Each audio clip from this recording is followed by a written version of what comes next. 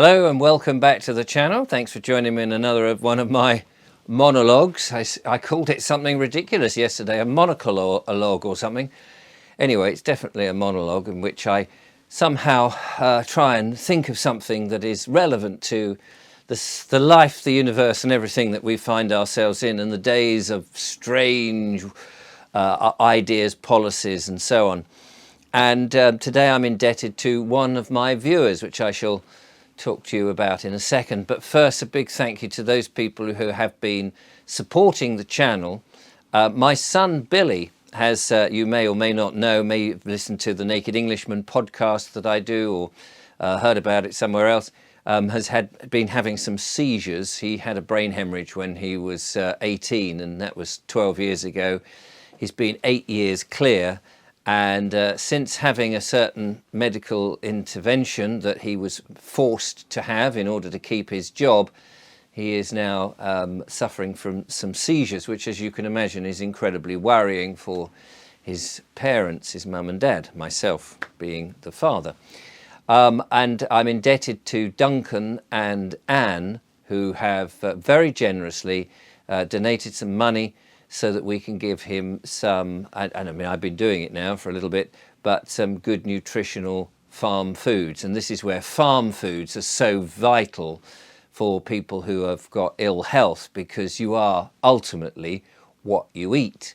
And if one is eating crap food from supermarkets full of, as we often mentioned, things that have got nutrient-free, vitamin-deficient food, you're not getting what the body really needs, and that's going to affect my son Billy badly. And of course, when you have a seizure, you can't drive, so he's unable to drive to the farm shop.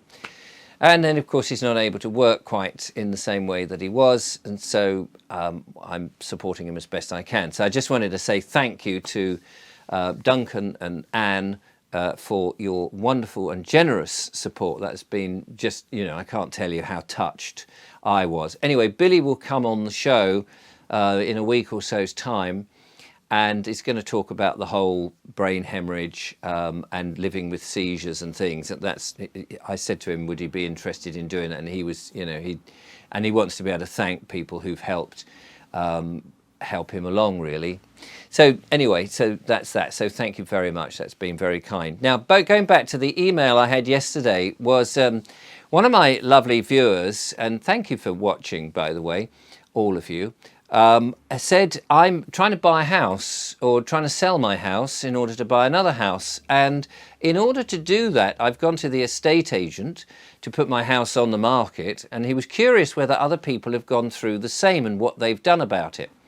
Because in the process now, I bought my house something like 34 years ago, and I've been in the same place ever since. And we want to move on the land. We're looking for the appropriate place, etc., etc. You've heard the story. But so I'm not familiar with how estate agents work anymore. I did sell my father's house just before COVID happened. And I wouldn't want to do it during the COVID period. Or did I? Did I do it? I can't remember, actually. Yeah, I think it was. It was just before we all got locked down. Anyway, the point is he's put it on the market, or wants to put it on the market, and the estate agent have insisted that they take biometric details of the couple whose house it is, in order to just put it on the market, and with the estate agent. And the biometric information will be taken by a third party. And he said, well, I don't understand. Why do you need to have biometrics?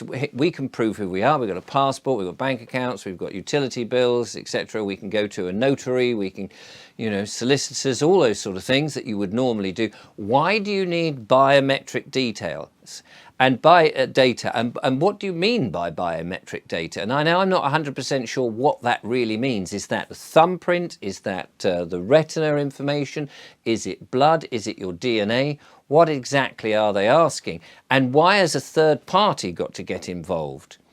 And then what happens, and this was the worry that the correspondent said to me, he says, where is that data stored? And how do I know that once the house is sold and they've dealt with it, that data is not erased. Just like the police say that when they take your thumbprints or your data, do they really hang on to it, or do they really get rid of it? They're supposed to get rid of it if it's no longer a crime or a case or whatever, and you've been arrested and you're released and all that. As I understand it, they're supposed to get shot of it. But do they? Why would they? Not when they've got that AI facial recognition technology. You've seen the vans where they set up in a place and they do a little thing and they can scan everybody's faces. Then surely anybody who's been through their doors for whatever criminal thing, false alarm, whatever it is, if they've got your data, they're going to use that, surely.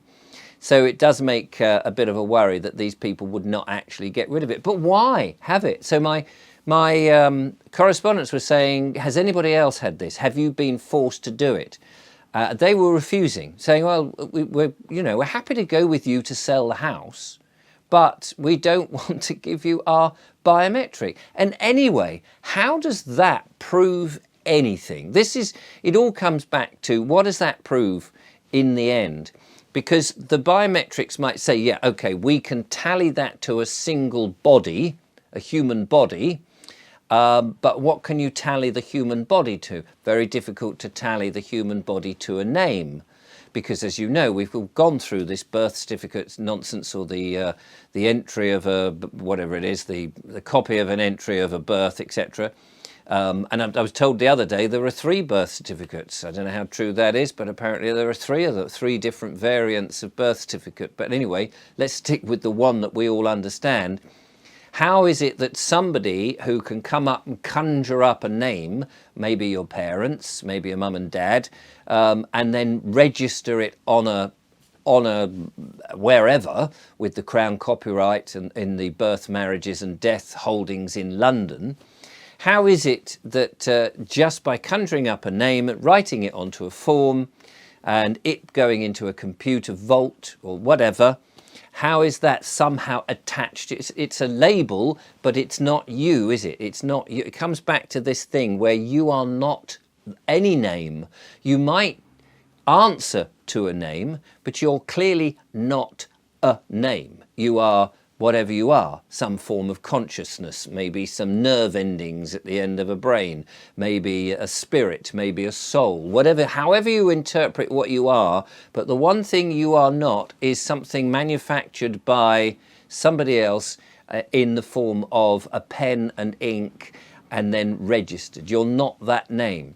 So even then, even in that situation where you can have your biometrics taken, then what does that mean? You become a number, don't you? That'll be some reference number. This biometrics is this number. Maybe they'll use some letters of the name.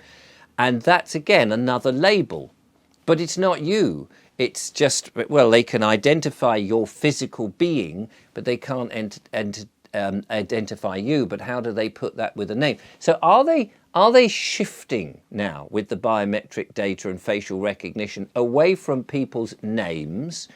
Because let's face it, nobody can prove who they really are. The birth certificate does not prove anything.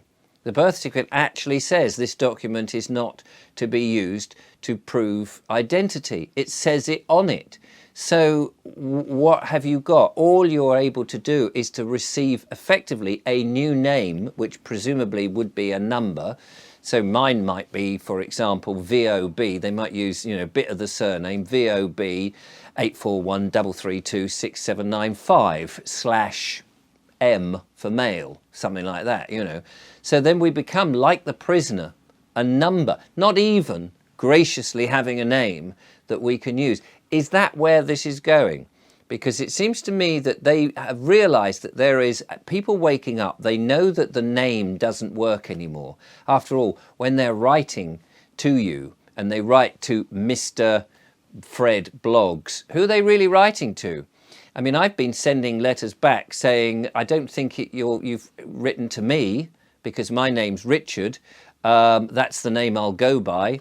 But I don't know who this Mr. Richard Vobes is in all capital letters. That may be something that's registered at births, marriages and death. He may be up in London.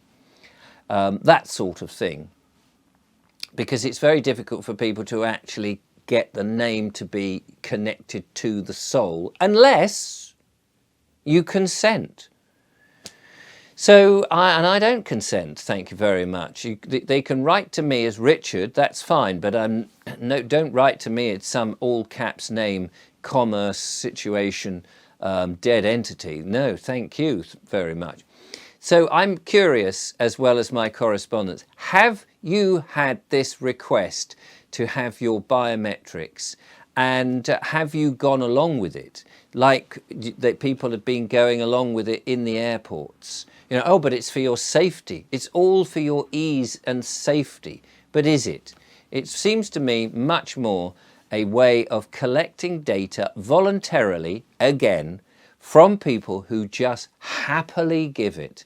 And will that soon be the case when you sign up for an account for things like Facebook or Twitter or any of these online services, or even the council, that you want any of this, what digital IDs will be connected to a biometric sample, whether that's spitting into a jar or a bit of saliva on a stick or a tiny bit of blood or your eye or your fingerprint.